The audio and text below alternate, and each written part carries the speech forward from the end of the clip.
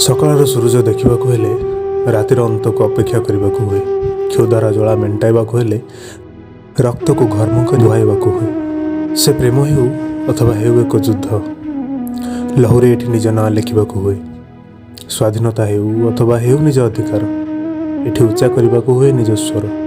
କାହିଁକିନା ଏଠି ଶାସନକର୍ତ୍ତା ଆଜି ପାଲଟିଛି ବଧିର, ଆଜି ପାଲଟିଛି ବଧିର।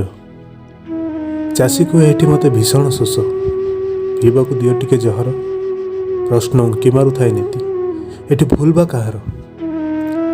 ସବୁ ଦୋଷ ମୁଣ୍ଡେଇ ନିଏ ନିଜ ମଥାକୁ ମୁଁ, କାହିଁକିନା ମୁଁ ଭୁଲି ଯାଇଛି ନିଜ ଅଧିକାର ସାବ୍ୟସ୍ତ କରିବା ମୋ ଜନ୍ମଗତ ଅଧିକାର, ମୋ ଜନ୍ମଗତ ଅଧିକାର। ଏ ସମାଜକୁ ଦେଖୁ ଦେଖୁ ମୁଁ ଧିକ୍କାରେ ନିଜକୁ, ଧିକ୍କାରେ ନିଜ ସ୍ୱପ୍ନକୁ, ବାସ୍ତବତାକୁ। ଏମିତିରେ ମୋ ଭାବନା ପାଲଟେ କବର। ଏ ମାଟି ବି ପ୍ରତ୍ୟାଖ୍ୟାନ କରେ ମୋର ଶବକୁ। ପୋକ ସାଲୁବାଲୁ ମୋ ଶବର ଚିତ୍କାର କରୁଥାନ୍ତି କ୍ରାନ୍ତି, ମାଗୁଥାନ୍ତି ଅଧିକାର।